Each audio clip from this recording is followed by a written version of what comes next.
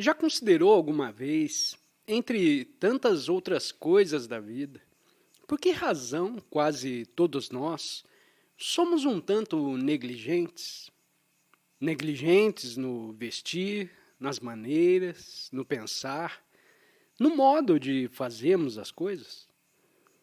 Porque somos impontuais e, portanto, desatenciosos com os outros. E que é que põe ordem em todas as coisas, ordem no vestir, no pensar, no falar, na maneira de andar, na maneira de tratarmos os que são menos afortunados do que nós. O que é que produz essa ordem singular que não resulta de compulsão, de plano nenhum, de qualquer atividade mental deliberada? Já considerou isso? Sabe o que entendo por essa ordem? É estar sentado e quieto, sem constrangimento, comer com elegância, sem sofreguidão, ser calmo, descansado, mas ao mesmo tempo exato, claro no pensar e ainda sem limitações. O que é que produz essa ordem na vida? Esse é um ponto muito importante e penso que se uma pessoa pudesse ser educada para descobrir o fator que produz a ordem, isso seria muito significativo.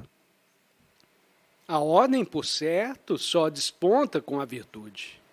Porque se você não é virtuoso, não apenas nas pequenas, mas em todas as coisas, sua vida se torna caótica, não é verdade? Ser virtuoso, por si só, tem muito pouca significação. Mas quando você é virtuoso, a precisão no seu pensamento e ordem em todo o seu viver. E essa é a função da virtude. Mas o que acontece quando um homem se esforça para se tornar virtuoso? Quando se disciplina para ser bondoso, eficiente, considerado, atencioso, quando procura não magoar os outros, quando consome suas energias tentando estabelecer a ordem, lutando para ser bom. Seus esforços só o levam à respeitabilidade causadora da mediocridade mental. Esse homem, portanto, não é virtuoso. Já olhou atentamente para uma flor? Como é admiravelmente simétrica, com todas as suas pétalas. Não há nela também singular delicadeza, perfume e encanto? Quando um homem tenta ser ordenado, sua vida poderá ser muito precisa, muito regular, mas perdeu aquele predicado de delicadeza que só pode nascer quando, como na flor, não há esforço algum. Nosso problema é sermos precisos, claros e sem limitações. Veja, o esforço para ser ordeiro, cuidadoso, tem forte influência limitante. Se deliberadamente procuro pôr em ordem o meu quarto, se tenho a preocupação de colocar cada coisa em seu lugar, se estou sempre prestando atenção a mim mesmo, onde ponho o pé e etc., o que acontece? Me torno insuportável para mim próprio e para os outros. É com efeito uma pessoa enfastiante, aquela que está sempre procurando ser alguma coisa, cujos pensamentos são metodicamente arrumados, que escolhe um pensamento de preferência a outro. Essa pessoa poderá ser muito ordeira, muito clara, poderá empregar as palavras com precisão, ser muito atenta e atenciosa, mas perdeu a criadora alegria de viver. Qual é então o seu problema? Como ter essa criadora alegria de viver, ser sem limitações no sentir, amplo no pensar, e ao mesmo tempo preciso, claro e ordenado no viver? Creio que a maioria de nós não é assim, porque nunca sentimos nada intensamente. Nunca aplicamos completamente a coisa alguma a nosso coração e nossa mente. Me lembro de ter certa vez observado 2 esquilos vermelhos, de caudas longas e bastas e graciosas, perseguirem-se para cima e para baixo de uma alta árvore durante uns 10 minutos, sem pararem um instante, pela simples alegria de viver. Mas vocês e eu nunca conheceremos essa alegria, se não sentirmos as coisas profundamente, se não houver paixão em nossa vida. Paixão não para nos tornarmos benemerentes ou realizarmos uma certa reforma, mas paixão no sentido de sentirmos as coisas com toda a força. E só teremos essa paixão vital quando houver uma revolução total em nosso pensar, em todo o nosso ser. Já notou como somos poucos os que temos sentimento profundo a respeito de alguma coisa? Alguma vez você se rebelou contra seus mestres, contra seus pais, não apenas porque não gostou de alguma coisa, mas por ter um profundo e ardente sentimento de que não deseja fazer certas coisas? Se sente profunda e ardentemente em relação a uma coisa, verá que esse próprio sentimento, de maneira singular, traz uma nova ordem à sua vida. Ordem, apuro, clareza no pensar, não são em si muito importantes, mas tornam-se importantes para o homem que é sensível, que sente profundamente, que se acha num estado de perpétua revolução interior. Se sente intensamente a sorte do infeliz, do mendigo que recebe a poeira no rosto quando passa o carro do milionário, se é altamente receptivo, sensível a todas as coisas, então essa própria sensibilidade traz ordem e virtude. E considero muito importante que tanto o educador como o estudante compreendam isso. Nesse país, infelizmente, como no resto do mundo, somos tão indiferentes que não temos sentimento profundo por coisa alguma. Muitos de nós somos intelectuais. Intelectuais no sentido superficial de sermos muito hábeis, cheios de palavras e teorias sobre o que é correto e o que é incorreto, sobre como se deve pensar, o que se deve fazer. Mentalmente, somos altamente desenvolvidos, mas interiormente há muito pouca substância ou valia. E é essa substância interior que produz a ação correta, que não é a ação segundo uma ideia. Eis porque devem ter sentimentos muito fortes, sentimentos de paixão, de cólera, para os observar, para brincar com eles e descobrir a verdade que encerram. Porque se você se limitar e reprimi-los, se disser, eu não devo me encolorizar, não devo me apaixonar porque é errado, verá que sua mente irá se fechando gradualmente numa ideia e, consequentemente, se tornará muito superficial.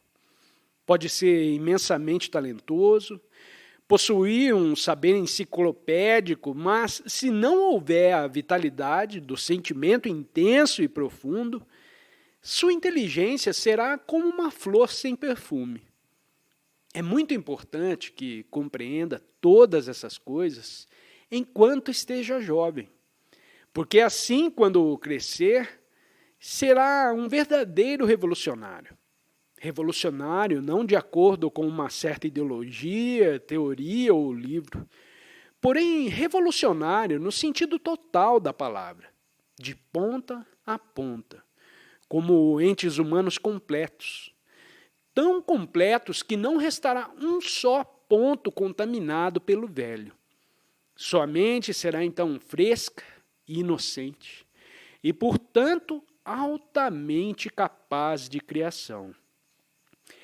Se não alcançar a significação de tudo isso, sua vida se tornará muito insípida, porque será esmagado pela sociedade, por sua mulher ou marido, por teorias, por organizações religiosas ou políticas. Por isso que é tão importante que seja educado corretamente, o que significa que deve ter mestres capazes de te ajudar a romper a crosta da chamada civilização, para não ser meros autômatos, porém indivíduos com uma canção dentro de si mesmos e, portanto, entes humanos felizes e criadores. Pergunta: o que é a cólera e por que nos encolerizamos? Resposta: se eu piso no seu pé, ou te belisco, ou tomo alguma coisa de você, você não fica irritado? E por que não deve se irritar? Porque acha que a cólera é coisa má? Porque alguém disse isso para você? Muito importa, pois, verificar por que uma pessoa sente cólera, e não apenas dizer que é mal encolerizar-se. Por que você se encoleriza? Porque não gosta de ser magoado. E isso corresponde a uma necessidade humana normal, a necessidade de sobrevivência. Acha que não deve ser utilizado, esmagado, destruído ou explorado por nenhum indivíduo, governo ou sociedade. Se alguém te bate no rosto, você se sente insultado, humilhado e não gosta desse sentimento. Se a pessoa que te ofende é grande e forte e não pode revidar, trata seu turno de magoar outra, de desforrar-se em seu irmão, sua irmã ou seu criado, se o tiver. Assim se mantém vivo e ativo o sentimento de cólera. Em primeiro lugar, é uma reação natural. O evitar ser magoado ou ofendido. Que direito têm os outros de te explorar?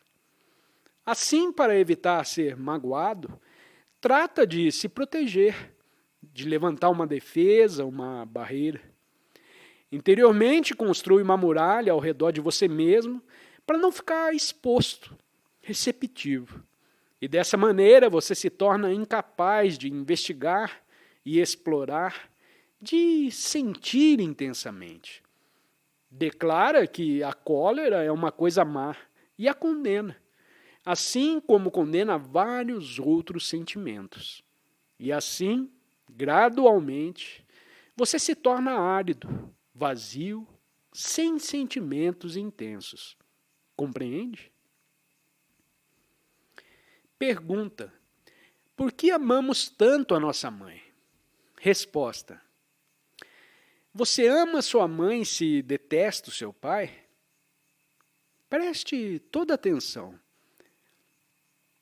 Quando ama muito alguém, exclui os demais desse amor?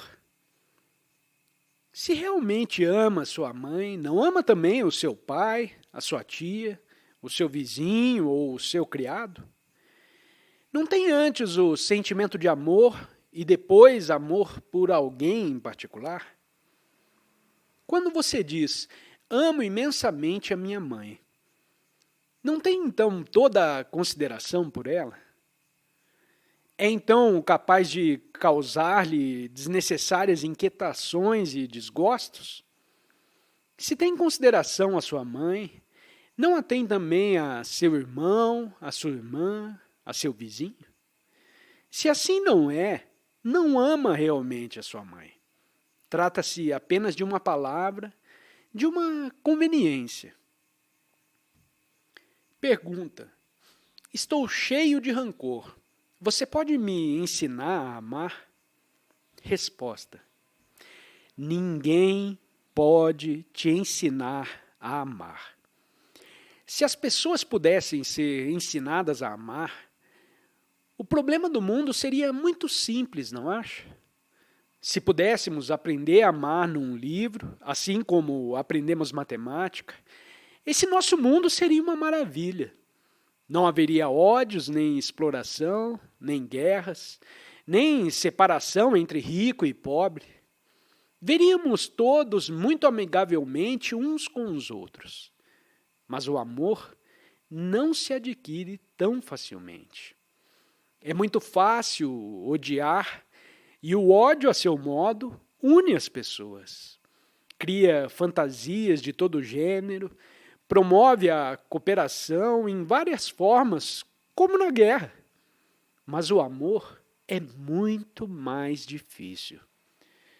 Não pode aprender a amar, mas o que pode fazer é observar o ódio e mansamente o afastar de você. Não batalhe contra o ódio. Não diga o quanto é terrível odiar, mas veja o ódio em sua essência própria e o deixe extinguir-se por si mesmo. Ponha-o à margem. Ele não é importante. O importante é não deixar o ódio criar raízes em sua mente. Compreende? Sua mente é um solo fértil e qualquer problema que se apresenta, se lhe dá tempo suficiente, nela se enraiza como erva daninha e depois será muito difícil arrancá-lo. Mas se não dá tempo ao problema para enraizar-se, ele não terá onde crescer e murchará até morrer. Se dá aso ao ódio, se lhe dá tempo para enraizar-se, crescer, amadurecer, ele se torna um problema formidável. Mas se cada vez que o ódio surgir, o deixar passar sem te atingir, verá que sua mente se tornará muito sensível, sem ser sentimental. Assim, ela conhecerá o amor. A mente pode buscar sensações, desejos, mas não pode buscar o amor. O amor deve vir à mente. E uma vez presente, ele não se divide em amor sensual e amor divino. É só amor. Eis o que o amor tem de extraordinário. É a única qualidade que pode abarcar a totalidade da existência. Pergunta: o que é a felicidade na vida? Resposta: se deseja fazer algo agradável, pensa que será feliz se o fizer. Pode desejar se casar com o mais rico dos homens ou a mais bela das moças, ou passar num certo exame, ou ser elogiado por alguém, e pensa que, alcançando o que deseja, será feliz. Mas isso é felicidade? Não é coisa que depressa se esvai, como a flor que desabrocha de manhã e murcha à noite? Entretanto, assim é a nossa vida. E só isso o que desejamos. Nos satisfazemos com tantas coisas superficiais, possuir um carro ou ter um emprego seguro, sentir emoções passageiras a respeito de alguma futilidade, como um menino que é feliz soltando seu papagaio na ventania e momentos depois está em lágrimas. Assim é a nossa vida, e com ela estamos satisfeitos. Nunca dizemos: aplicarei meu coração, minha energia, todo o meu ser a descobrir o que é a felicidade. Nós não levamos isso a sério. Não sentimos intensamente a esse respeito e, por isso, nos satisfazemos com insignificâncias. Mas a felicidade não pode ser buscada. Ela é um resultado, um produto secundário. Nenhuma significação tem ir ao encalço da felicidade. A felicidade vem sem ser chamada. E no momento em que você se torna cônscio de ser feliz, já não é feliz.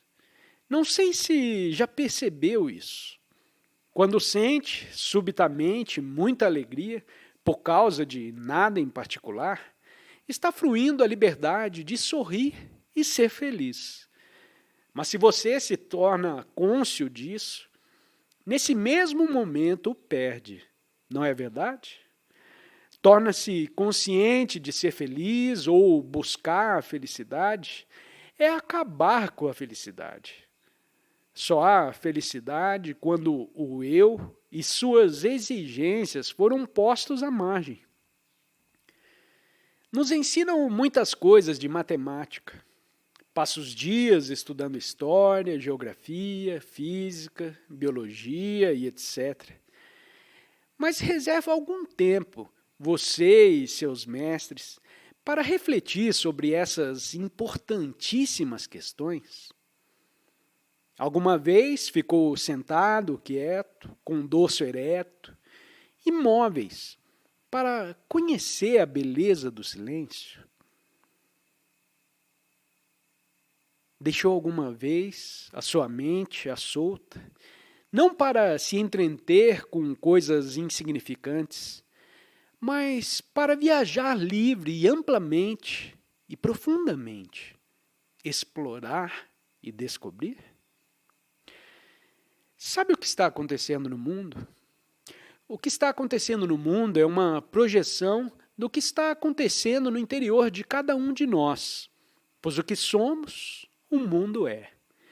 Vivemos quase todos agitados, dominados pelo espírito de aquisição e posse, pelo ciúme e condenando outras pessoas. A mesma coisa, exatamente, está acontecendo no mundo, apenas de maneira mais dramática e mais cruel. Mas nem você, nem seus mestres passam algum tempo refletindo sobre tudo isso. E só quando passa algum tempo, cada dia, refletindo sobre essas questões, existe a possibilidade de realizar uma revolução total e de criar um novo mundo. E é necessário criar um novo mundo. Um mundo que não represente uma continuação em forma diferente dessa mesma sociedade corrompida. Mas não pode criar um mundo novo se sua mente não está alertada, vigilante, intensamente cônscia. Por isso, tanto importa, enquanto jovens, aplicar algum tempo a refletir sobre essas importantíssimas questões. E não apenas passar os dias estudando algumas matérias que a nada conduzem senão a um emprego e à morte. Considere, pois, seriamente essas coisas, pois em virtude dessa consideração nascerá um extraordinário sentimento de alegria e de felicidade. Pergunta: o que é a vida real? Resposta: o que é a vida real? Um menino fez essa pergunta. Brincar, jogar, comer coisas boas, correr, saltar, empurrar. Para ele, isso é a vida real. Veja, dividimos a vida real e falsa. Vida real é fazer aquilo que gosta de fazer, com todo o seu ser, de modo que não haja nenhuma contradição íntima. Não haja guerra entre o que está fazendo e aquilo que pensa que deveria fazer.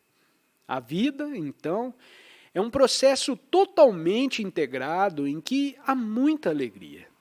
Mas isso só pode acontecer quando não estamos psicologicamente na dependência de ninguém, de nenhuma sociedade, quando há completo desapego interior. Porque só assim temos a possibilidade de amar realmente o que fazemos. Se você acha num estado de revolução total, não importa se cultiva um jardim, ou se torna o primeiro-ministro, ou outra coisa qualquer. Ama o que faz. E desse amor nasce um extraordinário sentimento de criação.